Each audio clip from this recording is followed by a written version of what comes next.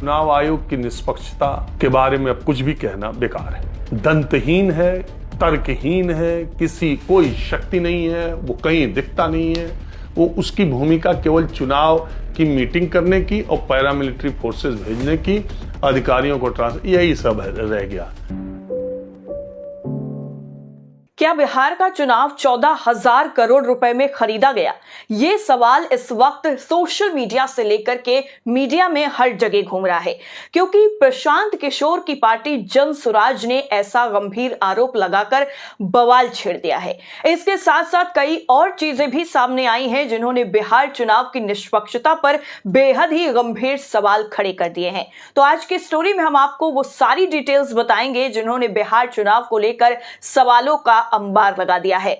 नमस्कार, बहुत बहुत स्वागत है आपका नेशन ट्रुथ में और मैं हूं आपके साथ साइमा। जन सुराज पार्टी, जी हां, प्रशांत किशोर की पार्टी, जिसको एक भी सीट नहीं मिली है, यानी पूरी तरीके से जमानत जब्त हो गई। एक भी सीट उनका एक भी उम्मीदवार जो है वो नहीं जीत सका है। उनकी पार्टी ने अब एक बेहद ही गंभीर आरोप लगाया है सत्ताधारी पार्टी पर, खास करके प्रधानमंत्री नरेंद्र मोदी पर। वो क्या आरोप है? सत्य हिंदी का ये जो आर्टिकल है ये आपकी स्क्रीन पर है, जरा इसका टाइटल में पढ़ के आपको बताती हूं और फिर आपको वो आरोप बताती हूं जो जन सुराज पार्टी के नेता ने लगाए हैं। वर्ल्ड बैंक के कर्ज के 14,000 करोड़ से बिहार चुनाव जीता गया। पीके की पार्टी, प्रशांत किशोर की पार्टी जिस तरीके से चुनाव से पहले जमीन पर उतर करके काम कर रही थी, लोगों के बीच में जा रही थी, जो माहौल नजर आ रहा था उससे ये साफ हो रहा था कि भाई कहीं ना कहीं इस बार प्रशांत किशोर जो है वो कुछ हद तक चुनाव पर प्रभाव जरूर डालेंगे। लेकिन जिस तरह से उनकी जमानत जब्त हुई है, पार्टी को एक भी सीटें नहीं मिली हैं, उसने बहुत सारे सवाल खड़े कर दिए हैं। तो क्या वर्ल्ड बैंक के कर्ज के हजारों करोड़ रुपए का इस्तेमाल करके बिहार चुनाव जीता गया? ये बेहद ही अहम सवाल उठा है। प्रशांत किशोर की जन सुराज पार्टी ने आरोप लगाया है कि प्रधानमंत्री नरेंद्र मोदी सरकार ने वर्ल्ड बैंक के 14,000 करोड़ रुपए के लोन को डाइवर्ट कर चुनावी लाभ के लिए इस्तेमाल किया।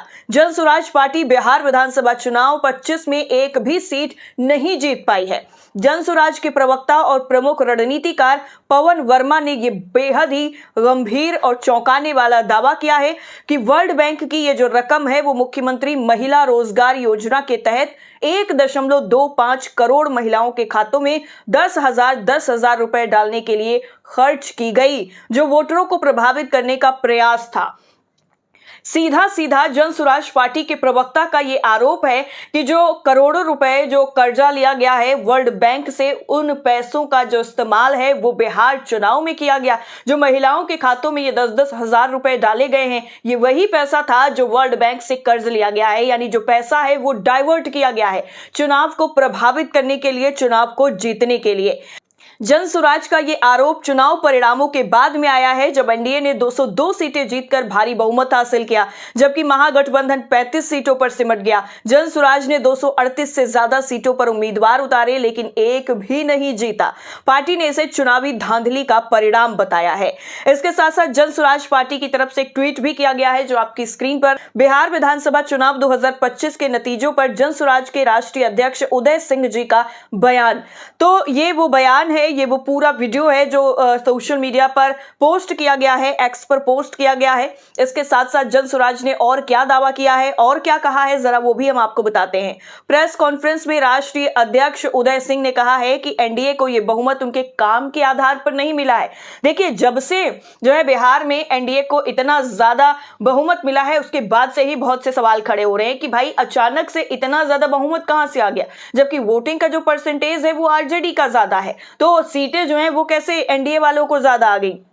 और साफ तौर पर जन सुराज पार्टी के जो अध्यक्ष हैं उन्होंने ये कहा है कि बहुमत जो है ये काम के आधार पर एनडीए को नहीं मिला है। जन सुराज का मानना है ये खरीदा गया प्रचंड बहुमत है। चुनाव होते होते तक 40,000 करोड़ रुपए खर्च करके ये बहुमत प्राप्त किया गया। तो ये बेहद ही गंभीर और सनसनीखेज जो आरोप है वो लगाया गया है उदय सिंह की तरफ से। उन्होंने कहा है कि ये जो बहुमत है ये खरीदा गया है, करोड़ों रुपए जो है देकर के ये प्रचंड बहुमत खरीदा गया है। 40,000 करोड़ जी 40,000 करोड़ रुपए देकर के ये बहुमत प्राप्त किया गया है।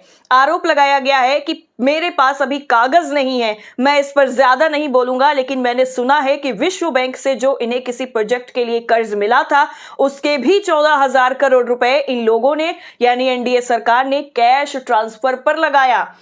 अब ये यहां पर देखिए कि किसी दूसरे प्रोजेक्ट के लिए पैसा मिला था, लेकिन वो पैसा भी बिहार चुनाव में ट्रांसफर करने के लिए, कैश बांटने के लिए लगाया गया। ये दावा उदय सिंह कर रहे हैं। उन्होंने आगे कहा है कि बिहार की गरीब जनता को जो इतनी मात्रा में पैसा मिला तो उसको लगा कि ये वरदान है और इस कारण से प्रचंड बहुमत मिला।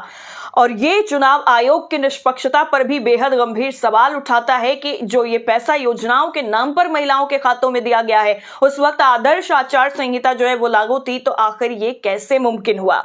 प्रवक्ता पवन वर्मा ने कहा है कि बिहार का सार्वजनिक कर्ज वर्तमान में 40,000-6,000 करोड़ रुपए है। प्रतिदिन ब्याज जो है वो 63 करोड़ रुपए है। खजाना खाली है। हमारे पास जो जानकारी है वो गलत भी हो सकती है। उसके मुताबिक राज्य की महिलाओं को दिए गए 10-10 हजार रुपए वर्ल्ड बैंक से आए 21,000 करोड़ रुपए के किसी अन्य प्रोजेक्ट के लिए थे। चुनाव संहिता लागू होने से 1 घंटे पहले 14,000 करोड़ रुपए निकाले गए और 1.25 करोड़ महिलाओं में वितरित किए गए। तो ये जो है ये बहुत ही गंभीर जो आरोप है वो इन्होंने लगाए हैं, जन स्वराज पार्टी की तरफ से लगाए गए हैं। और आगे उन्होंने ये भी साफ किया है कि ये जानकारी जो है वो सटीक हो ना हो, लेकिन अगर सही साबित हुई तो ये नैतिक रूप से गलत है। वर्मा ने आगे ये कहा है, जैसा मैंने कहा ये हमारी जानकारी है, अगर गलत है तो क्षमा मांगता हूं, लेकिन अगर सही है तो सवाल उठता है कि ये कितना नैतिक है। कानूनी तौर पर शायद कुछ ना किया जा सके, सरकार फंड डाइवर्ट कर सकती है और बाद में स्पष्टीकरण दे सकती है। यानी उन्होंने ये भी कहा है कि हो सकता है ये जानकारी सही ना हो, लेकिन जितनी जानकारी हमारे पास मौजूद है उसके मुताबिक यही है कि 21,000 करोड़ रुपए किसी दूसरे प्रोजेक्ट के लिए वर्ल्ड बैंक से जो लोन है वो लिया गया था, लेकिन उसका 14,000 करोड़ रुपए बिहार में विधानसभा चुनाव में महिलाओं को पैसा देने के लिए 10-10 हजार रुपए खत्म किया गया है। आगे उन्होंने कहा है कि पश्चिम बंगाल, तमिलनाडु और अन्य भाजपा शासित राज्यों में आने वाले चुनावों के लिए आप वादे करते हैं और दूसरी पार्टी पैसे देती है, इससे वोटरों पर अलग प्रभाव पड़ता है। यानी एक तरफ जो विपक्ष की पार्टियां हैं वो वादे कर रही हैं, बहुत बहुत बड़े दावे कर रही हैं, कह रही हम ये बदल देंगे, वो बदल देंगे, ये योजना लाएंगे, वो योजना लाएंगे, लेकिन दूसरी तरफ जो है वो पैसा जब मिल जाता है, पैसा बांटा जाता है, तो फिर वो पैसा जो है वो बोलता है चुनाव में। और उसी का नतीजा बिहार है जिसमें एनडीए को इतनी प्रचंड बहुमत मिला है। इसके साथ साथ योजना बनी चुनावी गेम चेंजर, यह भी कहा गया है। मुख्यमंत्री महिला रोजगार योजना यानी MMRY को बिहार सरकार ने 26 सितंबर 2025 को प्रधानमंत्री नरेंद्र मोदी की तरफ से वीडियो कॉन्फ्रेंसिंग के जरिए लॉन्च किया था। योजना का उद्देश्य 18 से 60 वर्ष की महिलाओं को स्वरोजगार शुरू करने के लिए प्रोत्साहित करना है। पहले चरण में 10,000 रुपए की सहायता दी गई और इसके बाद में सफलता के आधार पर 2 लाख रुपए तक अतिरिक्त मदद जो है वो मिल सकती है। लेकिन ये सब कुछ जो है वो ठीक चुनाव से पहले होता है। चुनाव से ठीक पहले इसलिए होता है क्योंकि इसका इंपैक्ट सीधा सीधा चुनाव पर पड़े। इसके साथ ही और भी कई जो आरोप हैं वो लगाए जा रहे हैं और जो जनसुराज की हार है उसके भी कारण तलाशने की कोशिश जो है वो की जा रही है।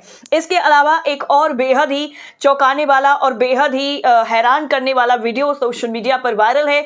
वरिष्ठ पत्रकार राजीव रंजन का ये वीडियो है। उन्होंने बिहार विधानसभा चुनाव को लेकर के क्या कुछ कहा है वो जरा पहले आप सुनिए, फिर इस वीडियो को किसने पोस्ट किया है, क्या लिखा है, वो मैं आपको बताऊंगी। चुनाव आयोग की निष्पक्षता के बारे में अब कुछ भी कहना बेकार है। दंतहीन है, तर्कहीन है, किसी कोई शक्ति नहीं है, वो कहीं दिखता नहीं है। वो उसकी भूमिका केवल चुनाव की मीटिंग करने की और पैरामिलिट्री फोर्सेस भेजने की, अधिकारियों को ट्रांसफर, यही सब रह गया। मैं ये क्यों कह रहा हूं? मैं ये इसलिए कह रहा हूं कि इलेक्शन अनाउंस आप कर रहे हैं, उससे कुछ दिन पहले एक गवर्नमेंट एक स्कीम लेके आती है कि 10,000 रुपए महिलाओं के खाते में 1 करोड़ 10 लाख महिलाओं के खाते में 10,000 रुपए दिए जाएंगे।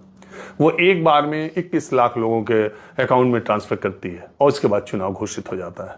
और वो सरकार डेट वाइज, जब model code of conduct Bihar में लागू है तो डेट वाइज वो सरकार हर फ्राइडे को महिलाओं के खाते में कभी 10 लाख महिलाओं के खाते में, कभी 20 लाख में, हर हफ्ते हर फ्राइडे को चुनाव चलने के दौरान महिलाओं के खाते में पैसे पड़ रहे हैं और चुनाव आयोग चुप है। वो चुनाव आयोग देख रहा है।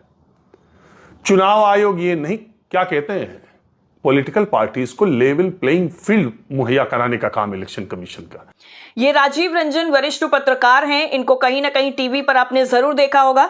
इनका जो ये वीडियो है ये इस वक्त आग की तरह वायरल है। जैकी यादव ने इनके वीडियो को पोस्ट करते हुए लिखा है कि चुनाव आयोग पर जमकर बरसे वरिष्ठ पत्रकार राजीव रंजन। उन्होंने कहा कि अब चुनाव आयोग की भूमिका केवल चुनाव कराने और पैरा मिलिट्री फोर्सेस भेजने तक सीमित हो गई है। 10,000 रुपए जो बिहार की महिलाओं के खातों में भेजे गए हैं, इस पर उन्होंने कहा कि चुनाव चलने के दौरान महिलाओं के खाते में पैसे आ रहे हैं और चुनाव आयोग चुप है। अहम बात यह है कि ऐसी योजनाओं को गैर बीजेपी सरकारों में आचार संहिता लागू होने के बाद चुनाव आयोग ने रोका भी है। फिर 10,000 वाली इस योजना को क्यों नहीं रोका गया? ये जैकी यादव ने जो ट्वीट है वो किया है। इसके अलावा एक और ट्वीट आपकी स्क्रीन पर है। कांग्रेस की तरफ से ये जो ट्वीट है वो किया गया है और इस ट्वीट में क्या लिखा है ये जरा मैं आपको पढ़ करके बताती हूं। कांग्रेस की तरफ से इस वीडियो को राजीव रंजन के ट्वीट किया गया है। लिखा है, बिहार में खुलेआम हुई वोट चोरी की कहानी। और एक वीडियो है जिसमें एक तरफ बीजेपी पैसे बांटती रही ये लिखा हुआ है, दूसरी तरफ ईसी तमाशा देखता रहा ये कहा गया है। बिहार में वोट चोरी का पर्दाफाश। अब देखिए यहां पर सिर्फ और सिर्फ विपक्षी जो पार्टियां हैं वो वोट चोरी का आरोप नहीं लगा रही हैं, वो चुनाव आयोग को नहीं घेर रही हैं, बल्कि वरिष्ठ जो पत्रकार हैं वो भी अब चुनाव आयोग का जो पूरा का पूरा प्रोपेगेंडा है उसको सबके सामने खोल करके रख रही हैं। इसके बाद एक और जो ट्वीट है वो आपकी स्क्रीन पर है। इस ट्वीट में क्या कुछ लिखा गया है वो मैं पहले आपको बता देती हूं, उसके बाद ये वीडियो आप सुनिए, इसकी गंभीरता को समझिए, आपको समझ में आ जाएगा कि क्या कुछ हुआ है। आईएनसी यूथ कांग्रेस की तरफ से लिखा गया है कि बीबीसी की वरिष्ठ पत्रकार सर्वप्रिया सांगवान से सुनिए देश के मौजूदा चुनावी तंत्र में लेवल प्लेइंग फील्ड का सच। अब जरा आप वीडियो सुनिए। इंपॉर्टेंट क्वेश्चन, क्यों हार रहा है विपक्ष लगातार सारे चुनाव? ये बात विपक्ष को और आप लोगों को समझ लेनी चाहिए कि विपक्षी पार्टियों के हारने की ही गुंजाइश ज्यादा है। हमारी आंखों के सामने ही देश में एक ऐसा मजबूत सिस्टम तैयार हो गया है कि उसको तोड़ना किसी के बस की बात ही नहीं है। कोई लेवल प्लेइंग फील्ड नहीं है। किसी भी जगह जो सरकार है वो लोगों के खाते में पैसा डाल रही है। मॉडल कोड ऑफ कंडक्ट लागू है तब भी लोगों के खाते में पैसा आ रहा है। पहले चरण के चुनाव के बाद भी आ रहा है। ये पैसा तो 5 साल में कभी भी दिया जा सकता था, लेकिन चुनाव के दौरान ही क्यों? क्या विपक्ष पैसा डाल सकता है ऐसे लोगों के खाते में? नहीं। और इलेक्शन कमीशन बिल्कुल इस पर आपत्ति जता सकता था, पर कैसा हुआ? नहीं। फिर चुनाव में खर्च होने वाला पैसा जिसकी कोई सीमा ही नहीं है, ये इन्हीं सब राजनीतिक पार्टियों ने ही रूल बनाए हैं और चलते रहने दिए कि एक पार्टी को कितना भी चंदा लेने का अधिकार है।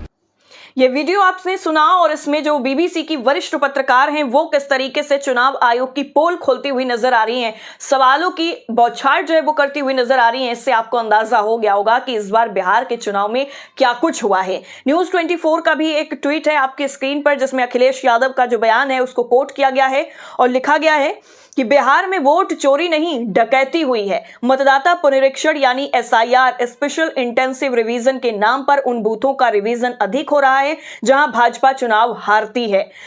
एक और जो ट्वीट है वो आपकी स्क्रीन पर इंडिया गठबंधन करके एक जो हैंडल है सोशल मीडिया पर उसकी तरफ से लिखा गया है कि पोस्टल बैलेट का परिणाम बिहार में महागठबंधन 142 NDA 98, ईवीएम का परिणाम महागठबंधन 35 NDA 202। सोशल मीडिया पर कहीं देखा था, आज शेयर कर रहा हूं।